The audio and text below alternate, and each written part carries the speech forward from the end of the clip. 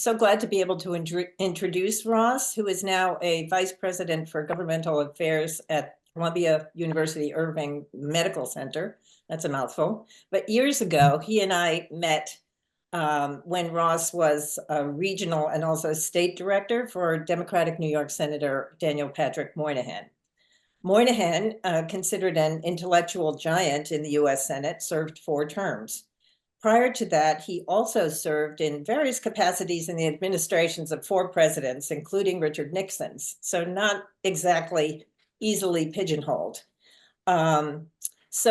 Julia, let's listen to some highlights of his career, and that can give you kind of a basis for understanding him, that aired earlier this year before diving into Ross's more up close and personal experiences. What is a senator? 1% of 1/2 of one of the 3 branches of government. Unless, of course, you're Mr. Moynihan. His life was one of the broadest and deepest public careers in American history. Politician, social philosopher, and statesman, Daniel Patrick Moynihan's wide-ranging influence can still be felt today. I don't think you get many people in public life who have this kind of unique insight, from highway safety to welfare, social and family policy, nations, infrastructure, public architecture, secrecy in government. In the last half of the 20th century, Daniel Patrick Moynihan was at the center of America's most urgent political debates. Equality and liberty are 2 different things. He served 4 consecutive presidents and was elected to 4 terms in the Senate. It all began with his fight for America's poor. Things are not getting better for everybody. There's a group of Americans for whom things get worse. I certainly have memories of when the Moynihan Report exploded into controversy. He rose to national celebrity as America's most famous representative to the United Nations. One word that's attached to you wherever you go until you're probably sick to death of it is flamboyant. The flamboyant Patrick Moynihan. Am I embarrassed to speak for a less than perfect democracy? Not one bit. Find me a better one.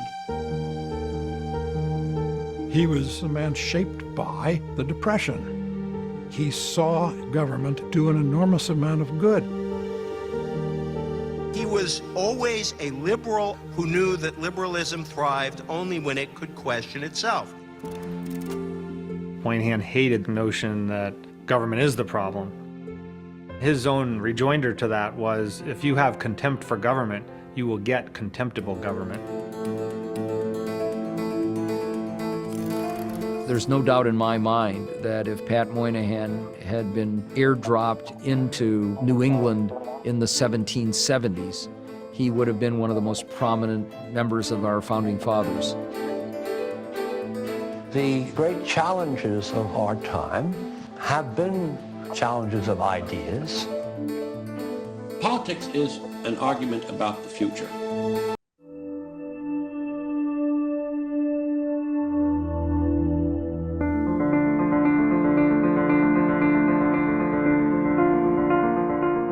If Pat Moynihan had been airdropped into New England in the 1770s, he would have been one of the most prominent members of our founding fathers.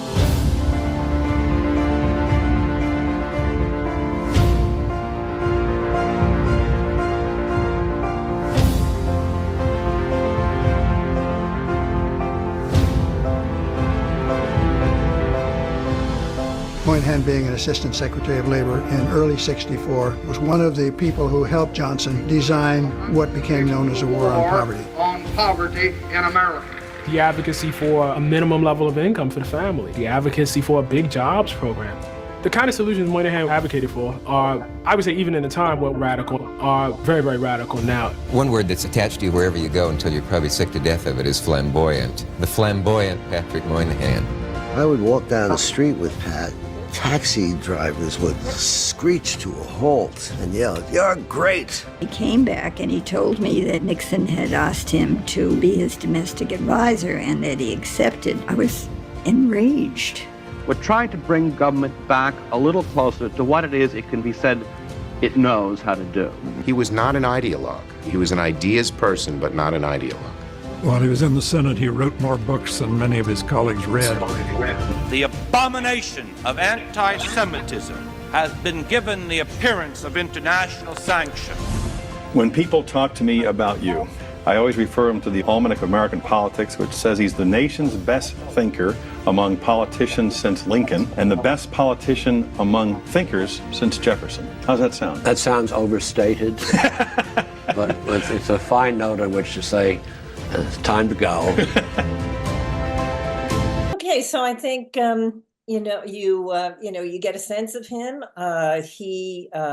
The young lady with the gray hair who spoke was his wife, Liz Moynihan, and she was enraged apparently that he decided, without consulting her, which was probably, Ross, you can tell us, a pretty rare moment. They were generally a real team together and made decisions together. So Ross, tell me a little bit about your experience. You came in with him, more towards the end, the last 5 years or so of his stint as a senator. So tell us about your role and what kinds of things you did for him and he did for you. Sure. Well, thank you, Inara, for having me, and thank you, Judy, and everybody from the CLL for asking me to be with you here today. I had the pleasure and honor of working for the senator from early 1996 until the end of his term, which was technically January 2nd, 2001. I got an extra month of health insurance. So almost 5 years. I spent about 2.5 of those as the upstate regional director based out of Oneonta, New York, a small city of about 13,000 people, sort of sandwiched in between Albany and Binghamton, right, what they call the Central Leather Stocking District, right near Cooperstown, New York, more well-known place perhaps.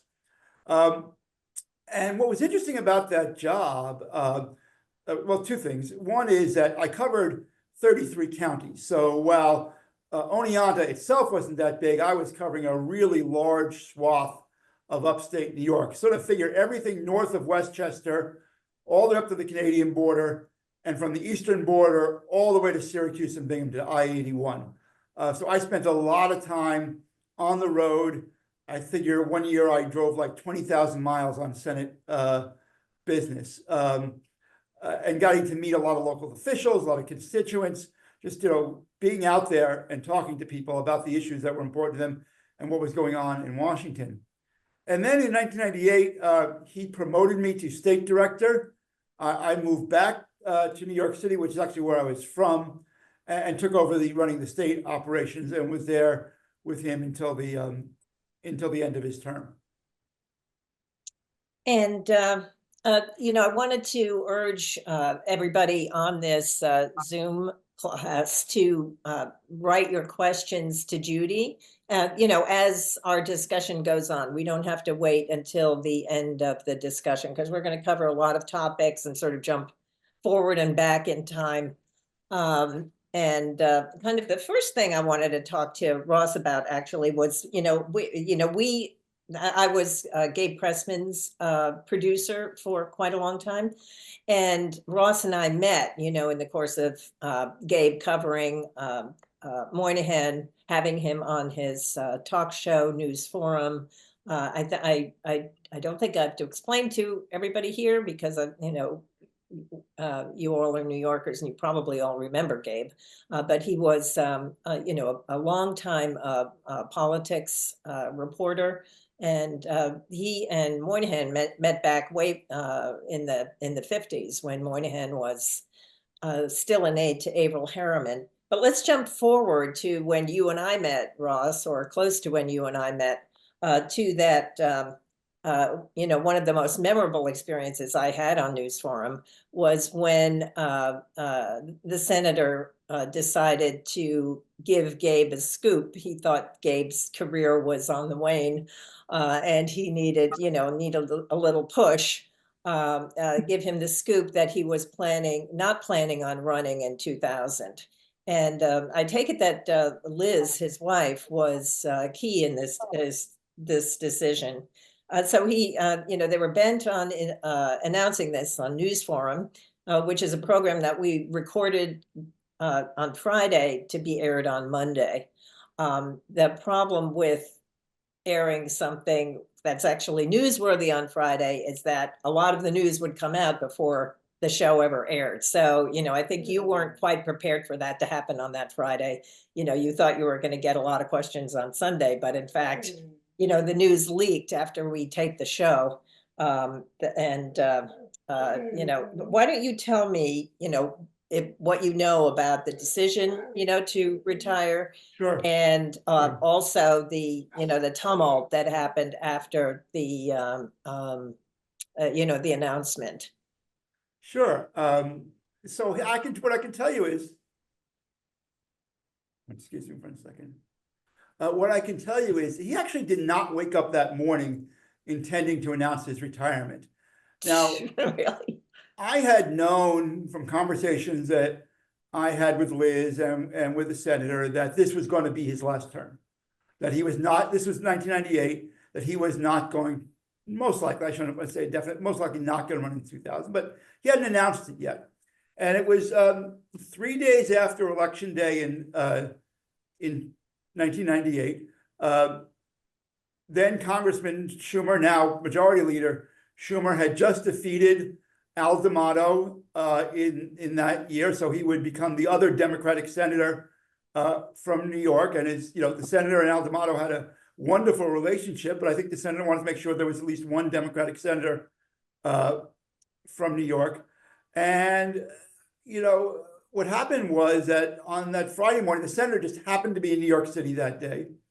There appeared an article in the Albany Times-Union that nobody expected, saying that then, I think he was then Comptroller Carl McCall, planned to challenge the senator in 2000. Now, the first thing that Carl McCall did was deny that. I said, no, that's not true, but it was out there. And there were a lot of conversation, what's going on? Is he going to challenge him? Is he not going to challenge him? And I think that morning, the senator and Liz just decided, you know what? Let's just do this now. Let's just put the rumors to bed. Let's just get it out there so people can decide who's running, who's not running, and people can go, can look forward. So again, coincidentally, he had that interview scheduled with Gabe. And let me just say, as a lifelong New Yorker, I've always been a big fan of Gabe Pressman, even before I met Inara, before I met Gabe, even before I started working for the senator. My dad and I used to watch him together. As Inara pointed out, he wanted to do something nice for Gabe. So he said, here's an interesting scoop that maybe Gabe can do. So we went over to the studio. If I'm remembering correctly, it was late morning. At that point, I had already known that what he was going to talk about. A couple other people though, but it's a very, very tight circle at this point. So he did the interview, and it went fine. They had a good discussion, and we are in the elevator on the way down, and somebody from the news staff, I believe it was J.D. Dapper, but that may or may not be accurate, comes in and says, "Oh, Senator, I heard you had some big news announced on the Gabe Pressman show." And then we knew that it was going to get out. And sure enough, by the time I got back to the office, by the time I got to the car, everybody's phone, and we used beepers at that point, was buzzing. And it was a very difficult couple of hours because we weren't ready to publicly announce it. We wanted to coordinate with NBC, make sure because there were a lot of people we hadn't told yet. He thought he had 48 hours to speak to colleagues in Washington, staff, family, friends, whatnot. And there it was going out. And it's probably one of the few times in my career that I've had to do this. I actually went back to the office, said, this is about noon. I said, we're having a staff meeting at 2:00. And then I locked myself in the office for 2 hours, and no one would talk. I made sure, and I wouldn't talk to anybody other than, staff from Washington, because the phones were literally buzzing. And then at 2:00, we timed this. So we had the DC staff, the New York staff, the Buffalo staff were all having this announcement, this discussion at the same time. And we let the staff know. And at that point, the news was pretty much out there. And then you would think that's a bizarre enough day, but then it got even weirder because that afternoon, the senator was scheduled to speak at the swearing in of then Judge Sonia Sotomayor, who was a district court judge for the Southern District of New York, who the senator had helped become a district court judge. She had been nominated and confirmed to the United States Court of Appeals for the Second Circuit of New York, and she was being sworn in that day. 12 years later, she'd be sworn in, roughly 12 years later, sworn in, actually 13 years later, sworn in to the Supreme Court. But then she wasn't Justice Sotomayor, she was Judge Sotomayor. And sure enough, when we arrived at the courthouse, there was cameras and press everywhere, all trying to speak to the senator. I, kept getting calls from people who I hadn't seen in years saying, "We saw you on TV today. We saw you on TV today," because I was with him just as we walked in to the courthouse. We did the ceremony with Judge Sotomayor. I think Senator-elect Schumer was there. It was a nice event, and sure enough, that same day, I believe, Newt Gingrich announced that he was resigning from Congress. Yeah. So we weren't even the top story of the day. What about your phone call with the vice president's office? Yeah. Probably get myself in trouble for this, but what the hell?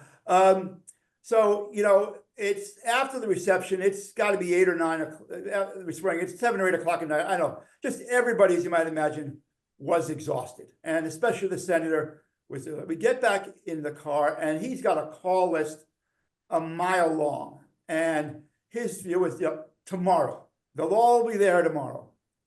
But the Vice President Gore had called, and the senator said, "You know what? I guess I got to call him tonight." So he said, "Ross, could you get in touch with the Vice President?" And Stafford, I knew the number to get directly through to the White House, and so I called, and somebody at the front desk picked up, and I said, "It's Senator Daniel Patrick Moynihan calling for the Vice President." And the person on the other line said, "Oh, can you repeat that?" And I said, "Senator Daniel Patrick Moynihan calling for the Vice President." And he said, "Senator who?" And the moment I said it, I started going, "Daniel Patrick," the senator yells, "Hang the phone up now." And me being a good employee, I looked at him. What? He said, "Hang the phone up now." So I hung the phone up. So I either hung up on a White House signal operator, or, as the story I like to tell, because it's a better story, I hung up on the Vice President. Either could be true. I like my version better. But they did speak the next day. No, well, that's good.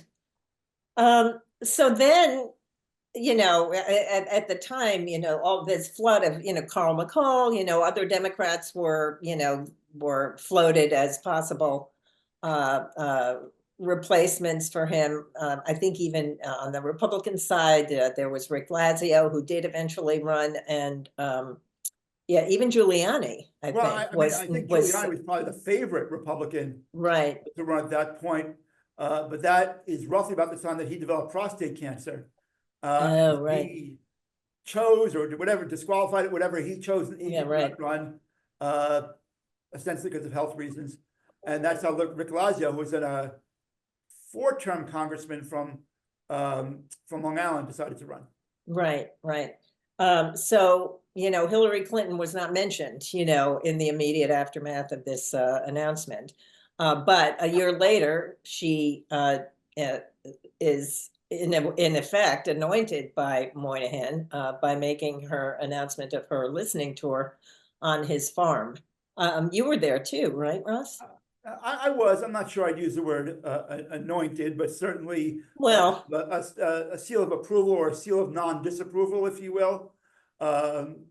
She came up. It was a July 4th weekend, 1999, not the 4th itself, but another part of the weekend. And it was a very big press event on their farm up in Pindar's Corners, which is a hamlet in Delaware County, New York, where the Moynihans lived. In fact, where that was their sort of permanent address, if you will. And she came up and started her listening tour. She ended up spending a couple of extra days in upstate New York. I can't remember the exact itinerary, but it all started on the farm that day. And I was up there a couple of days before, helping out the staff up there. Some staff came up from Washington, and a lot of local folks came by, and that's how it all started for her as a senator. Well, I have to say, from my perspective, I was there too with Gabe. Yeah. And from my perspective, I mean, it was, very congenial. They kind of walked from his schoolhouse down the, down the little path together as if he was a proud father giving away, his daughter. So, I mean, it could, at least the optics of it were definitely that he was, endorsing her and hoping that she would be the nominee and that she would become this, replace him as senator. That may be, but I think the formal endorsement did not come until a little bit later. Right. If I remember correctly. Just a note about the farm, because it was a very special place. Several hundred acres. It was an old, must have been from the 19th century farmhouse. A couple of extensions, obviously some modern additions, if you will. And that's where he and Liz lived. It's where they raised, their kids part of the year. But about a quarter-mile away was the old one-room schoolhouse for the hamlet of Pindar's Corners. And that's where he used to work every day when he was up at the farm. Every morning he'd stroll down the road, and he had this room with just a sort of almost like a 2-room, 1.5 room. And he would sit there all morning, banging away on his typewriter, reading, whatever project he was working on, be it a book, a speech, legislation. That was sort of where he got his best work done. And then every day at 1 o'clock, I'd go meet him there, bring him all the clips, bring him all the information from the news of the day. He'd go back to the house and have lunch with Liz. And then in the afternoon, he would go back and finish his day there. And then the next morning, I'd go back again, and I'd find a pile full of things that he did, which I had to then bring back to the office and make sure it got to the right person and follow up on. But that was definitely his routine when he was up at the farm. Well, he was funny story though, back in his last summer there, he decided he wanted to come into the modern age. And so we actually had internet installed at the schoolhouse. And it was quite an experience teaching him how to use the computer. I was not successful. Well, so Gabe and I also went up a separate time. I think after, the announcement and after Hillary was already running possibly, to do kind of a farewell news forum with him. And we shot it in the schoolhouse. At that point, he still had his typewriter that he was banging away on. He wrote 18 books. I love what George Wells says. He wrote more books than most of his colleagues in the Senate have read. Yes. Which is true. I mean, he was incredibly erudite. He himself did not, like when people say, "Are you an intellectual?" He says, he's more student, which is he loves to read, he loves to learn. But a little bit, so sort of a funny story that I have about the schoolhouse is that, we shot the interview. It was fascinating. He was great. And then, if you don't have 2 cameras, what you do is you take the camera around to behind Moynihan and shoot backwards towards Gabe for listening shots. And as it turned out, there was a blackboard, behind Gabe, and on it was scribbled "down with the state." No, smash the state. Smash the state. Okay. So smash the state. So I thought, we don't want that in the shot. So I go over with the eraser, being, sort of, like not asking, ask for permission, not, ask for forgiveness, not permission. I go over to erase it. And I'm telling you, that man, how old was he at that point? 72, 73, 74, something like that. I'm around 73. Yeah, he moved faster than a lizard. And scolded me and grabbed the eraser out of my hand and said, "Do not erase that." Apparently, I believe one of his sons had sort of written that during one of the election campaigns. So it was right, exactly. And I've been there for years. Decoration in the schoolhouse. Yeah. So, I learned my lesson. We managed to move the camera such that, we didn't have that in the shot anymore. But he was very nice about it. He invited us to lunch nevertheless, even though I was so, obnoxious as to redecorate his schoolhouse. But, so he did ultimately endorse Hillary, but describe his relationship with the Clintons. I think it was a bit complicated.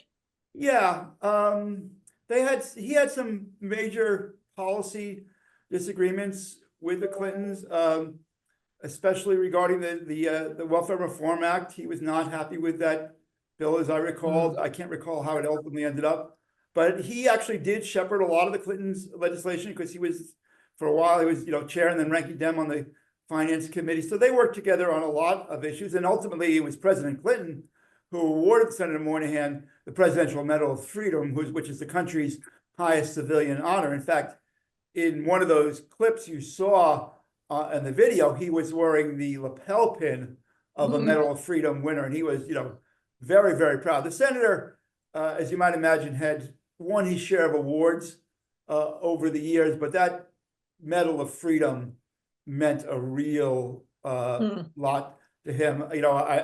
I've joked about this. I collect baseball caps. People collect matchbooks. People collect other silly little stuff. He had a collection of honorary degree hoods, like 25 of them, hanging in his closet or in the hall at the house from various universities across the country. Yeah, so it was they had their moments of agreement, they had their moments of disagreement, but in the end, they were all there together on the stage when Hillary Clinton won in 2020. Well, what about the impeachment process? You mentioned Russ Feingold, Yeah, so in this again, context. I'm going from memory and was too lazy to actually check it out and do the research. So there's a good chance I'm right, but there's a small chance I may be missing something here. But during the impeachment process, the senator was, how do I say, not pleased with President Clinton's behavior. And that's putting it mildly. And so the impeachment process, he had been impeached in the House in December of 1998, I believe. And as per the Constitution, there was a trial in the Senate, which took place, I want to say late January, early February. And there was testimony. And at some point in time, it was, I believe it was Senator Russ Feingold of Wisconsin, who got up and gave a rather impassioned speech, excoriating the president for the situation, for his behavior in the situation he had put the country in. And there were several senators, Senator Moynihan being one of them, who got up and gave sort of much shorter speeches, but saying, Senator Feingold has a point, that what is happening here is not good, and President Clinton, bears responsibility for that. Now, in the end, when the votes came up, every Democrat, including Senator Moynihan and including Senator Feingold, voted against conviction on impeachment. But there were some tense moments around that time. Yes, absolutely. Well, it seems like in the end, it all came out in the wash. Yeah. But he had some unusual friendships. I mean, he was actually friendly with his colleague Al D'Amato, even though they were, quite polar opposites, both in their demeanor. I mean, D'Amato was a scrappy, Long Islander with a heavy New York accent, and was famous for, constituent services, Senator Pothole, but not, well known as a deep thinker. Yeah. And Moynihan just seemed to be, also, physically they're completely different. So can you talk a little bit about his relationship with D'Amato? Sure. I mean, they were a team, and it's interesting. Sometimes you see this. Sometimes senators from the same state but different parties will get along better than senators from the same state and the same party. Mm. Whether it's competition, who knows? But for whatever reason, the need to bridge party differences in order to achieve what you can for your state sort of overcomes everything else. Now, right now we're in a situation where I think there are maybe 4 states out of 50 that have one Democratic and one Republican senator. The rest are either all Republican or all Democrat. That number could be off by 1 or 2. It didn't used to be like that. There were used to see, if you go back 20, 30, 40 years, it was much more common to see a state with a Republican senator and a Democratic senator. So he and Senator D'Amato got along. They worked together to achieve different goals. Senator Moynihan was on the Finance Committee. Senator D'Amato was on the Appropriations Committee. So they were both well suited to address the needs of the state. And for whatever reason, their personalities clicked.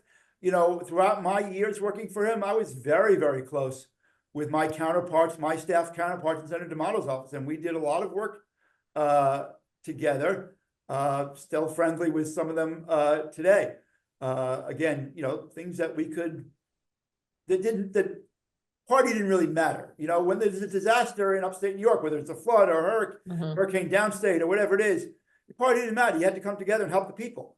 And that's what we did. It made a very satisfying part of the job. Jump in a moment, because that Sure. doesn't seem to be true today. What was different then? Oh, I wish I knew the answer to that, Judy.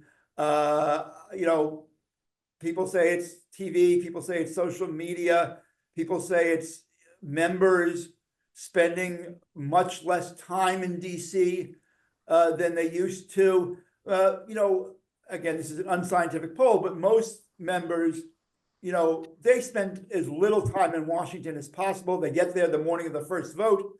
They leave right after the second vote. They have no social life. Their families are not in DC. They have no connection to the DC area, and they're too busy with legislation and fundraising. They just don't have the time to socialize with, members from another party, let alone, members from their own, the members of their own party, let alone members from the other party. You go back a generation or two, you saw a lot more families of elected officials growing up. The Moynihan kids spent a lot of their youth in DC. And you saw that with other senators. You just don't see that as much these days. And the personalities are different. Who knows? I think the media may like conflict more now too. It's easy to blame it on the media, but fact it is, it's the members of the House and the Senate who are in conflict with each other. So he was also very friendly with Bob Dole. Yeah. Right? I mean, Dole was a more moderate Republican, sort of, in the Mitt Romney, I guess, vein. They had a lot in common. They got along well. They worked on a lot of tax issues together. 1983 tax reform. He and Senator Dole and I think Senator Packwood played a large role in that, which is also, sort of the first major changes to the Social Security Act since the Great Depression. So they did something which extended the life of Social Security on that. So, and he had a lot in common with Dole. They both grew up, in the Depression. Senator Dole, as you know, was a war hero. Senator Moynihan never saw combat, but he was actually in the Navy during the later years of World War II, spent time in the Navy. So there was a bond there. Explainable, it's not explainable, I don't know. But they were close. As a matter of fact, I remember at the senator's funeral, I spent a lot of time talking to Bob Dole about their relationship, and it was a very interesting conversation. But can you share any of that with us? Well, it's 20 years ago, just how much Senator Dole loved him and how much he appreciated with him. And, Senator was crying at the funeral. We all were crying at the funeral, and Senator Dole was among those who were. And he was also good friends with Bob Kerrey. Yep. They shared the military experience as well. They did. They were slightly different generation, or different generation, but it was the military experience. Senator had a lot of respect for Senator Bob Kerrey. Liz had a lot of respect for Bob Kerrey. and just, someone who they always worked together with. And I can't remember. I think Senator Kerry was on finance. I'm not sure. But again, it's often said, and I think it's true, that the bulk of congressional work gets done at the committee level. So the members who are on the same committee as you, they're the ones you spend the most time with. They're the ones who you get to know the best. So that's how sometimes how relationships are developed. And So, just to be clear, Senator Bob Kerry of Nebraska, I was not talking about Senator John Kerry. Right. He had a good relationship with Senator Kerry, but it was Senator Bob Kerry who had that sort of special relationship with. So what about your relationship with him? Was he a mentor to you? Or I think you've also said Liz was actually more of a mentor? Absolutely. Look, I'll be honest with you. He was a tough guy to work for. I bear the metaphorical scars of when things didn't go well. He didn't suffer fools gladly. He could have a bit of a temper, and it's not a secret. But, he was really good to me, and he really appreciated the work that I did. I remember, sometimes the simplest compliments can be the most meaningful. He had, he would have these bizarre research projects. What he wanted to know, you could never, it was amazing the things he wanted to know. And he'd call the staff and call, can you find me this and such? And I can't remember what it was, but my first thought, what? He wants to know this? How the hell am I going to find this? And sure enough, 3-4 hours later, and by the way, this was just at the beginning of the internet and the web, so we really didn't have the tools that we do today. And we actually had to call people in the librarians who had to look at it. And sure enough, 3 or 4 hours later, I actually got the information he needed. And I got it sort of like clearly and, wasn't no sort of disclaimers. I called the senator up. I said, Senator, I have the information you wanted. He just goes, I knew you would. And very affirming at times. And what was interesting, a lot of bosses, and I've seen this, people, they see a sign of career advancement as almost like a betrayal. If you work for somebody and you're looking for a bigger and better job, that could get you in trouble. People have to be very secretive about looking for a job. He was the exact opposite. If you worked for him and you had the opportunity to do something bigger, better, more interesting, more pay, he was absolutely in your corner and wanted to help as best way he can. I'll tell you 2 stories about that, how he sort of advanced my career during and afterwards. And in 1998, I was having dinner with him and my counterpart in the Buffalo office, our Western New York director, and we were up in Ithaca for an event. I can't remember it was the Rural Democratic Conference. And midway through dinner, he says, I don't expect either of you to be working for me a year from now. Okay. And this was 1988. So this was a little bit of a shock to me. And so the senator leaves and I turned to Jim. I said, Jim, did we just get fired? And he goes, yes, but in a good way. And, I took it to mean is we had both worked for him. We had both done a lot of good work, but we had achieved our potential. It was time for us to do something bigger and better. And, in my case, I'd been regional director, the state director position opened up and I was promoted to that. In Jim's case, he went on to do something in the Buffalo area. I can't remember what, but again, it was a nice step forward in his career. And the senator made that happen.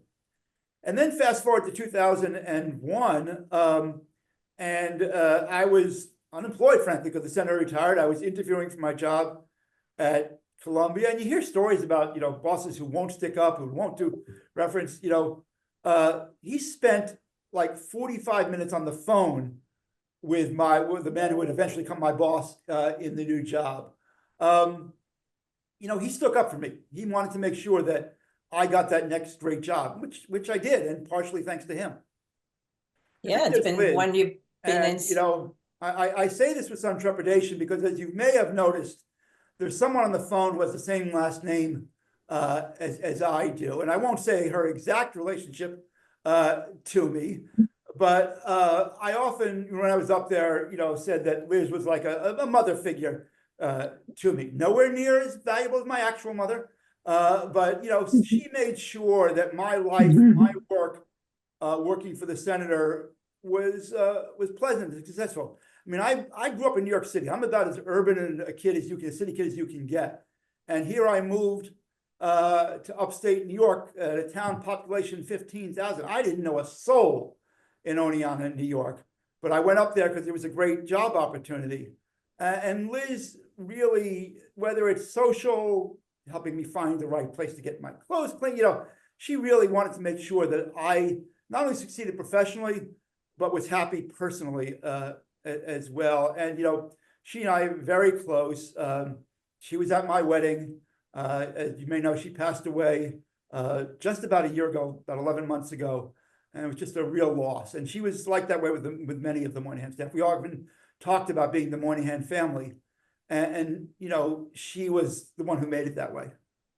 Well, she had a career, a very vibrant career in her own right. I mean, in addition to being his campaign manager, and apparently she, in the first Senate race, she kind of, pushed out the first campaign manager and then just took over for the rest of his career. She managed the first, second, and third campaigns. I don't think she managed the fourth. Mm-hmm. Now, she was an archaeologist, and she actually had 2 honorary degrees herself, one from Hartwick College in Oneonta and one from another one, I can't remember where.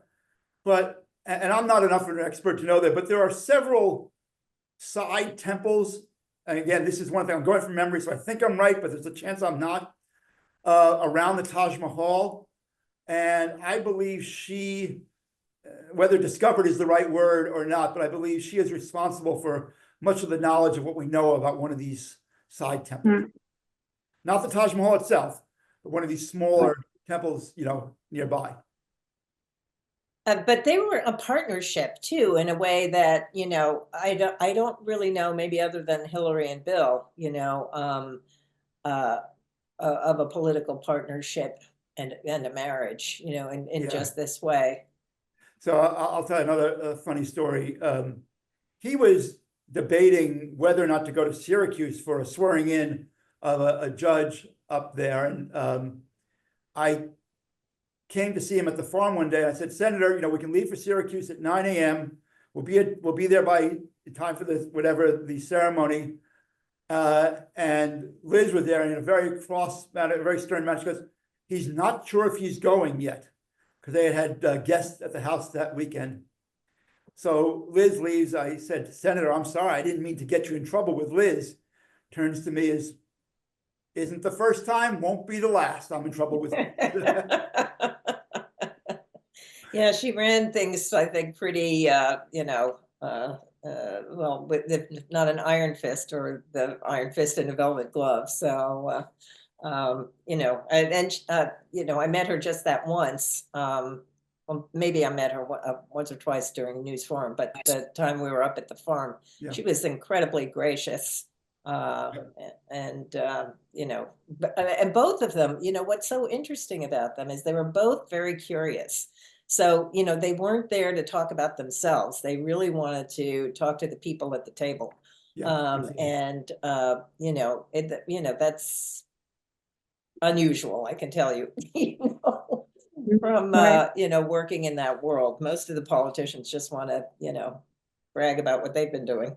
So what were his passions? I know, the one thing that took him a long time to get moving was Moynihan Station. Why was he so passionate about that? Well, a couple of things. First of all, he had many passions, and certainly transportation was one of them, transportation policy. He was, the then chair of the Senate Transportation Committee. I can't remember the Environment and Public Works Committee. So he was responsible for passage of what they call the Ice-T bill, which was the first major transportation bill in 1991, which really devoted a lot of federal funding towards our nation's transportation infrastructure, but also elevated mass transit in a way that it had not seen before. So that was just one of them. But, he felt that a city's architecture it spoke something about the city. And I forget the exact words to do, but at that time, the original Penn Station had been knocked down in the early mid 1960s. I can't remember exactly when, right, yeah. And replaced by a building that, how should I say this? He did not like. He did not feel well. So he wanted to restore. You want to use the word glory, whatever you want to call it, back to the way that people entered New York City.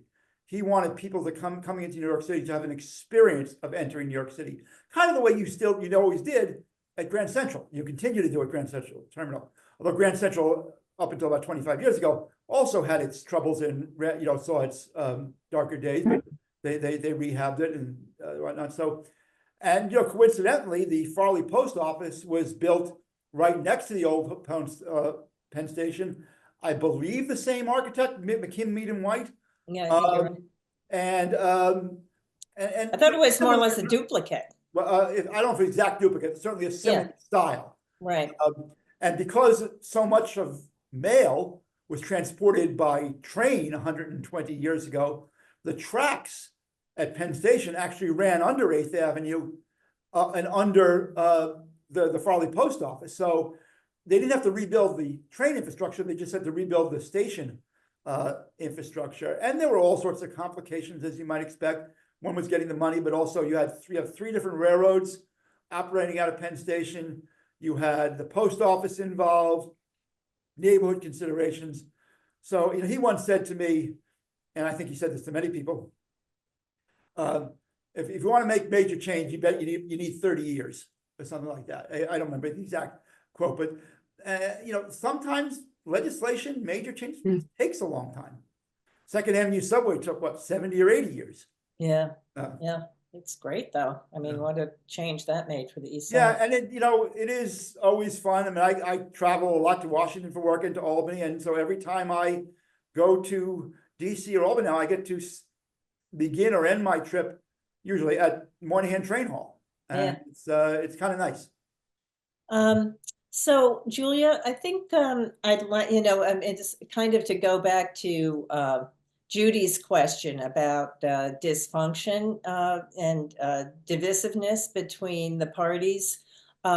Here's a clip that I'm looking forward to listening to Moynihan himself. By the way, I took all of these clips from an hour-long C-SPAN interview that was done in 1987. I would urge you, if you're interested in listening to more of it, to check out the link. But right now, he addresses in 1987 the dysfunction of Congress. What has changed, however, is more important, and that is the institution isn't getting its work done. We've had that term gridlock of the traffic analysis. It is become impossible to legislate in the normal manner with the normal schedules. We have ended up sort of passing one big bill, and boy is it a big bill. It's called the Continuing Resolution, and it contains the 13 appropriation bills that are normally historically passed each year. We can't pass any of them. Last year we only passed 3. Did a little better this year, but in the end you had to all be put together in one day, and you finish up at 3 o'clock in the morning, and then you try to get a night's sleep, and then you start putting together the House, Senate, adjusting the differences. This is new, and it's not good, and it makes wonderful men like Senator Evans think, no. Grand legislators, senators like Lawton Chiles, after 30 days in the budget stalemate, saying, no, I don't think I want another 6 years of that. It's partly a passing condition, and not to be partisan at this season, but it is a fact that this administration came to office very much persuaded that it was too easy to legislate, and therefore too much legislation got done. Too many programs got started, and they set about making it harder, most particularly by creating a budget deficit that meant every decision was an agonizing one of how much you have to cut, do you dare increase any outlays. That sort of wrenching effort that finally made Senator Childs think enough. That is partly, you might say it's man-made. I mean, it was a political objective of this administration and the executive branch to make the legislative branch hard to work.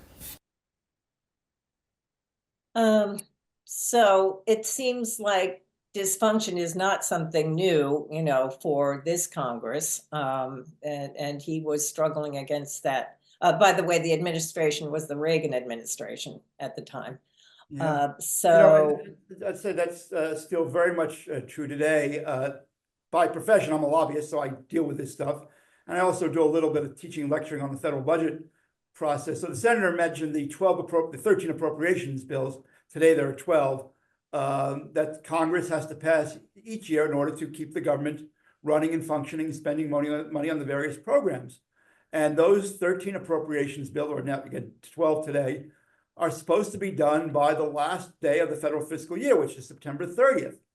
The last time that the federal government completed all of its work on time, I believe, was 1998. So we have had these temporary spending measures, these continuing resolutions, which the senator alluded to, going on now for 25, 26 years. And I'll also say that, for at least the last 4 or 5 years, they've gotten 0 of the 12 appropriations bills on time. There have been times over the last 25 years where they've gotten 1 or 2 or 3 or 4 of them done, maybe even the majority of them done, but they haven't got all of them done since 1998. And the last 4 or 5 years, again, 0 out of 12 have been done on time. And right now, we are here on October 17, 2024. We are in federal fiscal year 2025, because the federal fiscal year begins on October 1st. And we are under a continuing resolution. Congress did not pass its appropriations bills on time. The federal government is running through December 20th, I believe, on this continuing resolution. And they'll come back sometime after the election and try to figure out a way to fund the government for the rest of the year. Fiscal year. So, I think he's kind of hard to classify as either a liberal or a middle of the road, or even sometimes, maybe one might think of him as being a conservative Democrat. After this, so Karen, you raised this earlier, the Moynihan report on the state of Black Americans that he wrote in the 60s, that was very controversial. Many people later accused him of racism, as the report seemed to lay the blame for Black oppression at the door of dysfunctional Black family life. But it wasn't blaming the victim.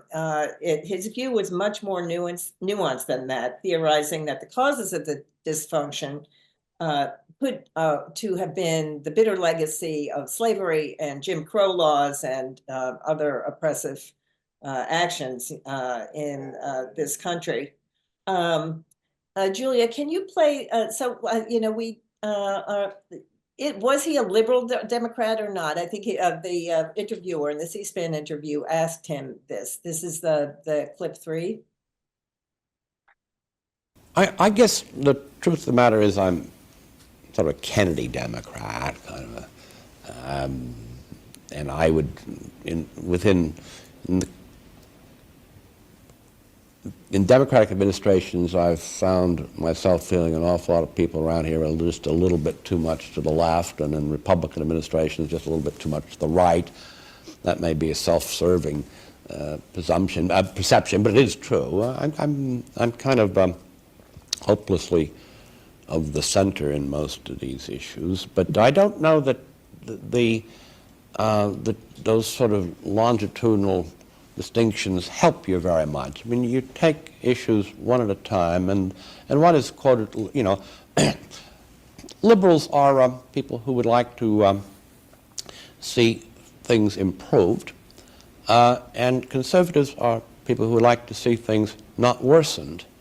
And there is anyone who doesn't have a little bit of both of them in his or her head hasn't got their head on right, I think, because one of the things you learn as you grow older, and that's called experience, is that the capacity for things to go wrong is very considerable. for the capacity for systems to decline, for that the fragility. So I don't think he exactly answers the question, but his early career certainly seemed to predict a liberal arc. He was an aide to Governor Harriman, writing position papers for candidate John Kennedy and also for candidate RFK when he was running for Senate in New York. But clearly, the author of the Moynihan Report and with Nathan Glazer of Beyond the Melting Pot, challenging the assumption that ethnicities could be smoothly assimilated into American culture and values, was not predictable in his thinking. He was, it's interesting, he was very good at predicting other things. It was more difficult to predict him. And you talk about where he stood on the political spectrum, he was all over the place, as he pointed out, depending on the issue. In the DC office, in the staff room, I remember there was these two framed posters. One that said Daniel Patrick Moynihan, neoliberal. Another one that said Daniel Patrick Moynihan, neoconservative. So he was, in both camps. On certain issues, especially on things like welfare reform and the duty of the government to take care of its citizens, I think you could probably classify him as, a pretty liberal, pretty progressive, whatever word you want to use it. On the other hand, you talk about the Moynihan Report, but also talking about things like crime and defining deviancy down, the need for strong structures in government. That make him conservative? I don't know. But he put a lot of thought into each issue. And, he was, giving an idea, for example, on a very hot button issue. I mean, he was a pro-choice senator who voted in favor of a ban on partial birth abortion because he believed in the right of a woman to choose up to a certain point. And the partial birth abortion, as it was so called, other people have different names for it, was beyond the point that he could talk about. So, it is tough to pin him down, if you will, and categorize him. Ross, was he a religious Catholic?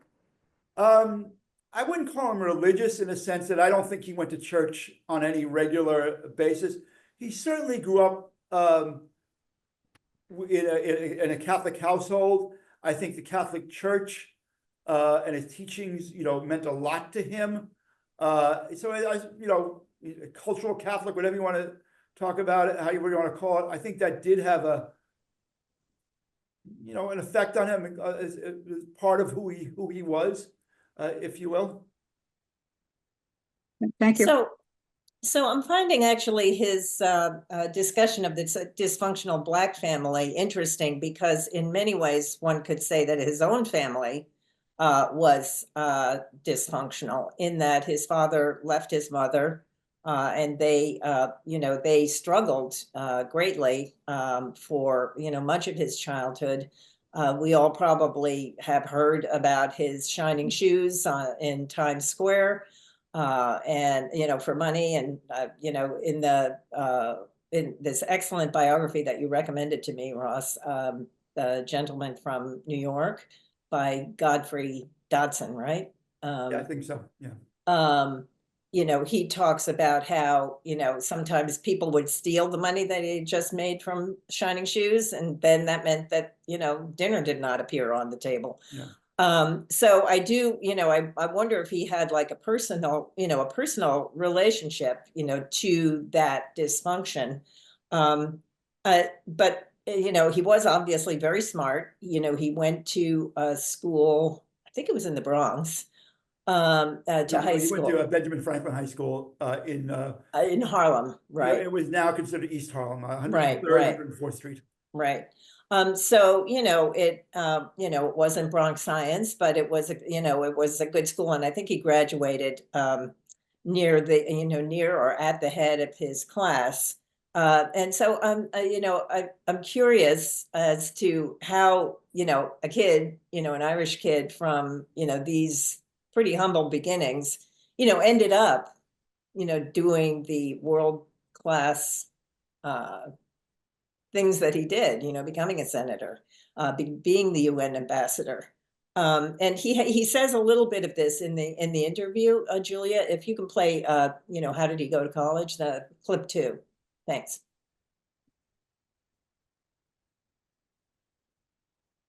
Around August, a fellow came down, a friend of mine named Tannenbaum, just showed up over at Pier 48, North and West Street, at the end of the day, and he said, they're giving exams for City College tonight. Why don't we go up and take them? I'm going to go up. You want to come with me? And so I just straight from 11 hours on the piers, I went up and took the exams for City College, passed, and then went to school because you could work, you had to go to school 3 days a week.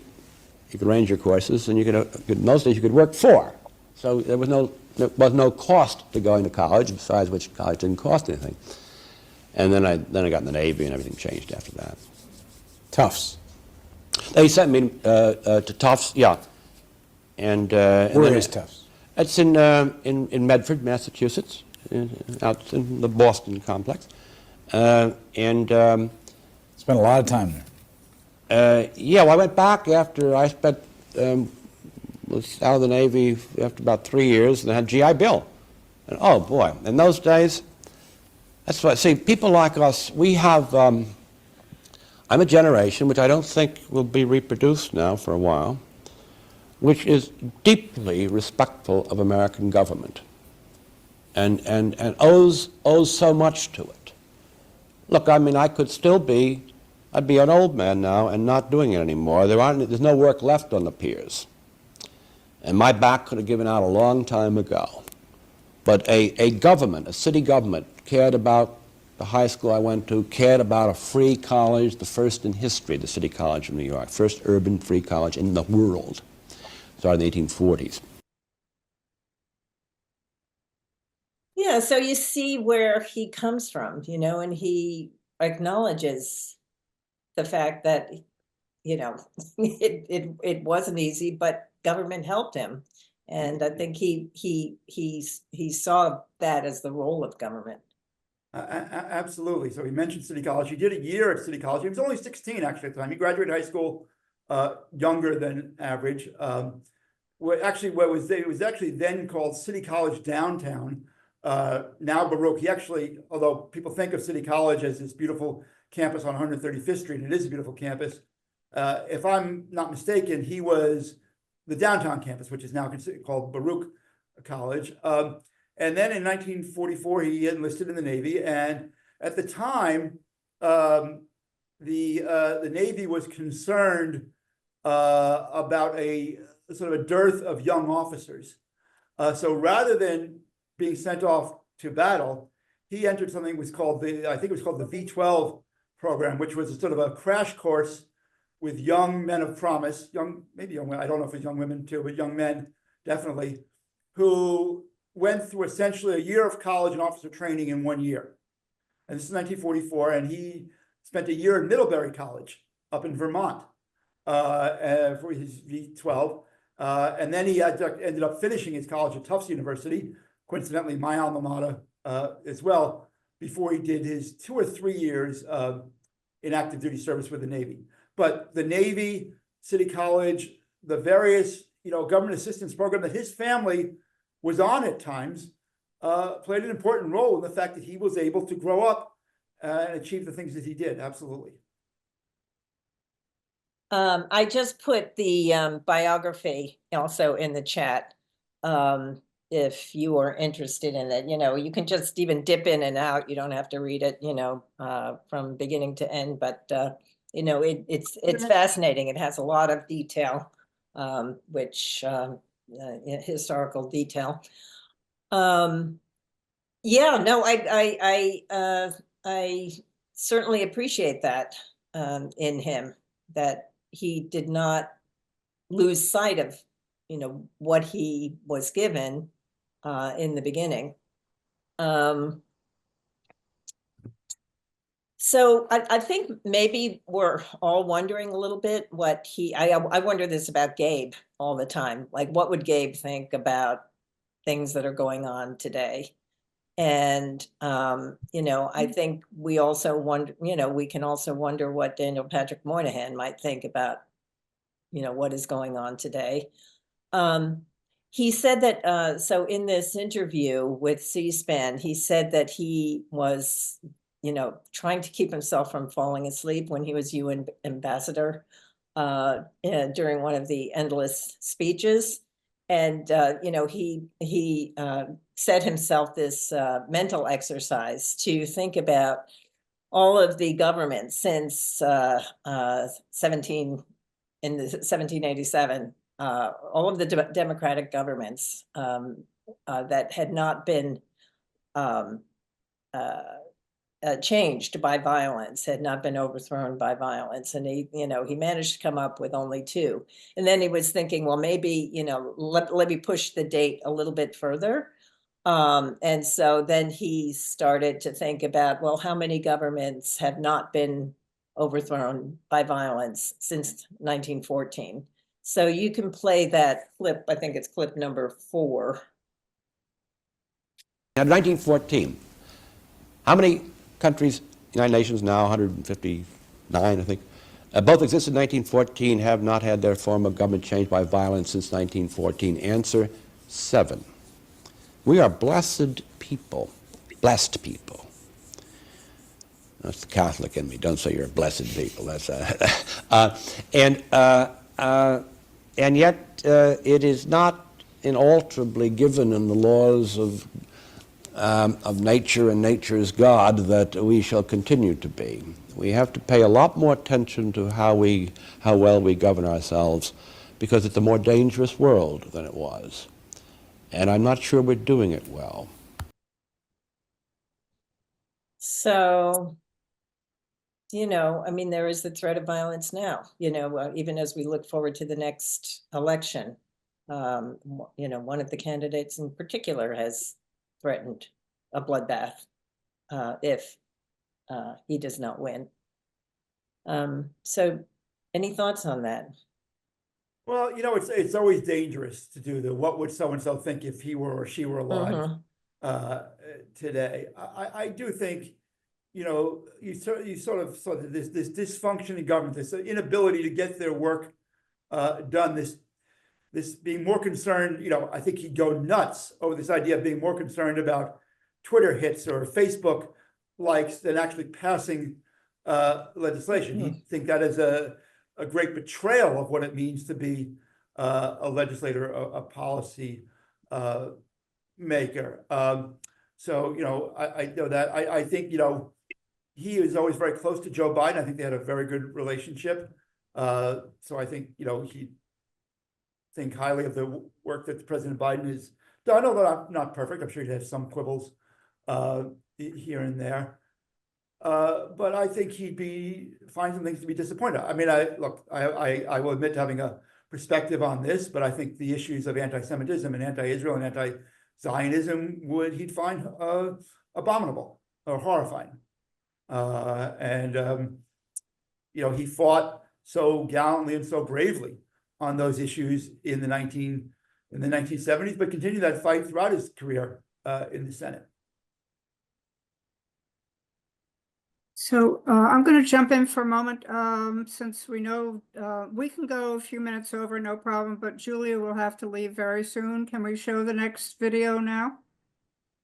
Sure. This has to do with the optimism of the founding fathers that he opines about, who thought that they could, restart the experiment that had been attempted 1800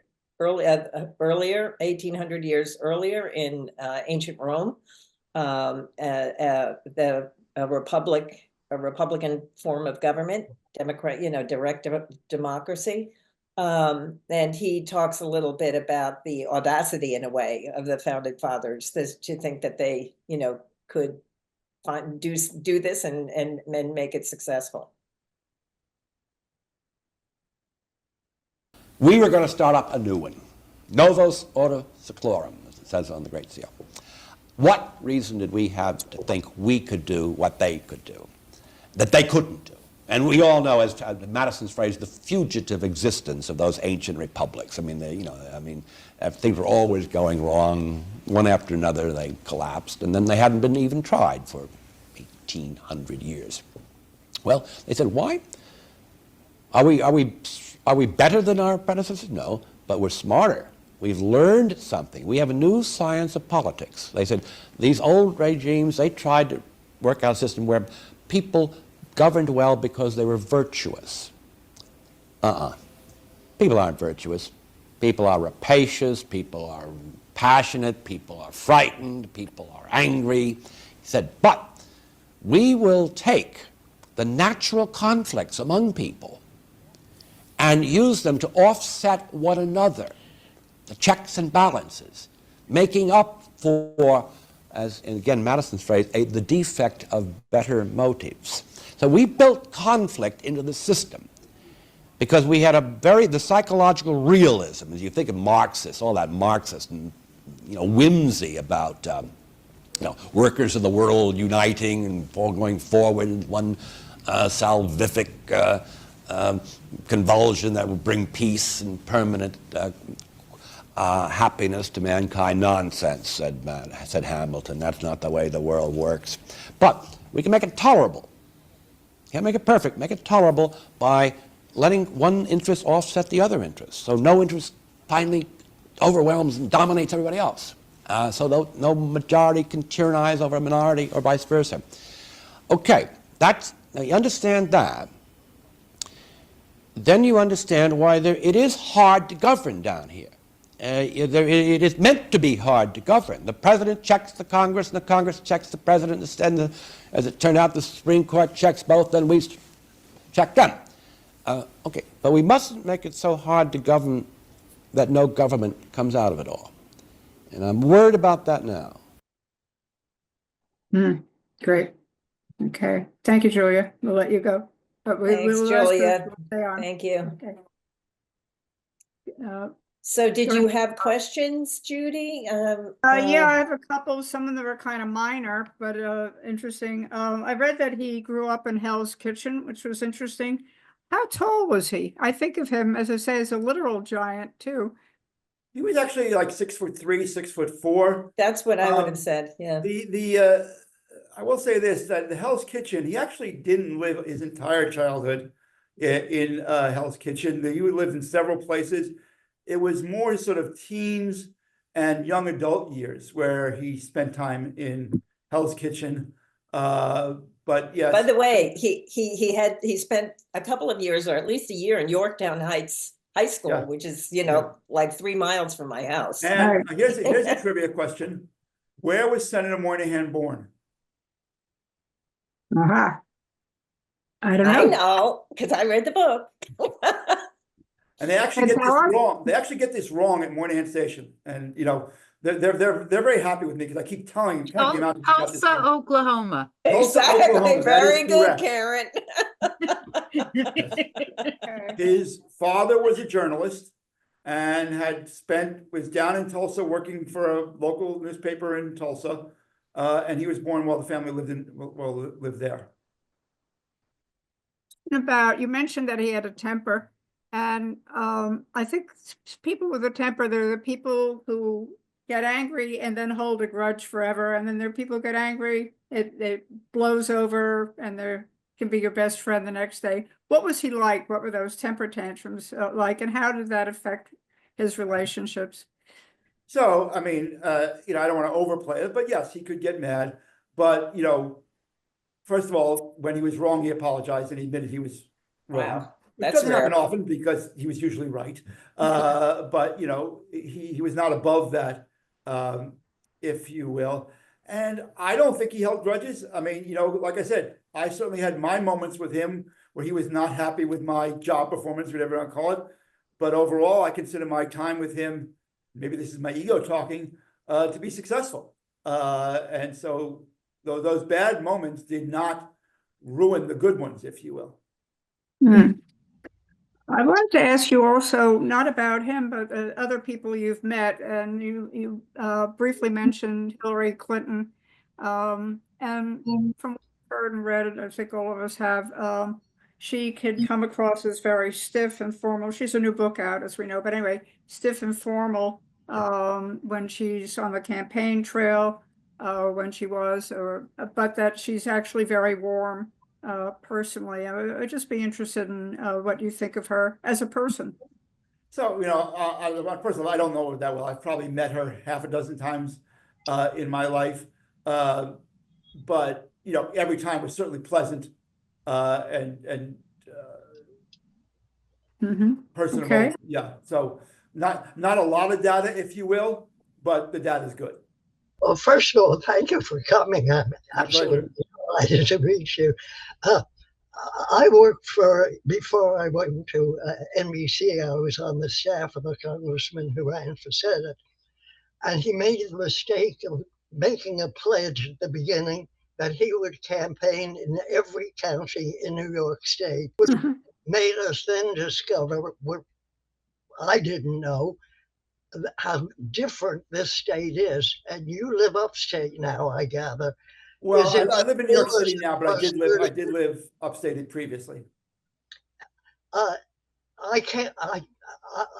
traveled with him some, and it was really like going to out west, down south, in the Middle West.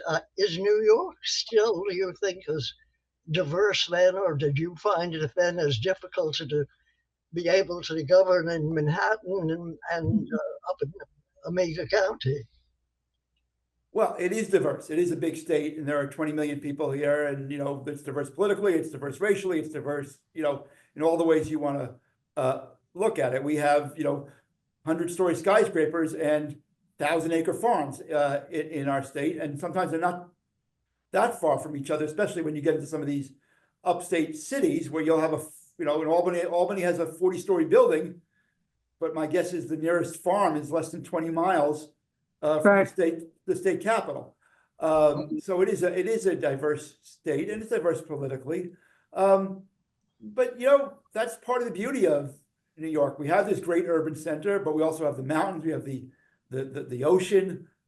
We produce a lot of things. I mean, one of the things the senator always lamented is that in the 1950s, and again, going from memory here, 50% of the TVs in the United States came from the southern tier. It was a manufacturing center of not only the United States, but of the world. Now, very little manufacturing, certainly of electronics, of TVs, if you will, in New York State. So I did get a chance to spend a lot of time, and as a city boy living upstate New York, it was a great learning experience to be in these places. Which member of Congress was it, Rita, that you worked for? Pardon me?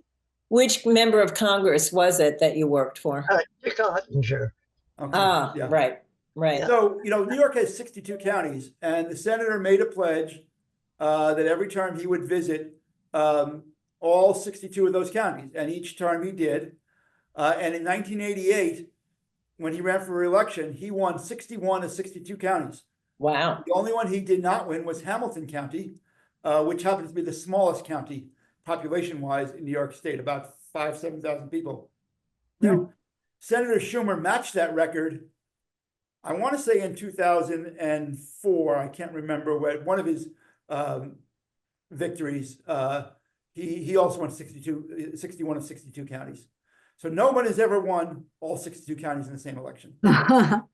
So, Ross, I have another question. I always wondered, why do people go into politics? And I know a lot of them, for what you read and hear at any rate, have a sense of mission and really want to do something for the world.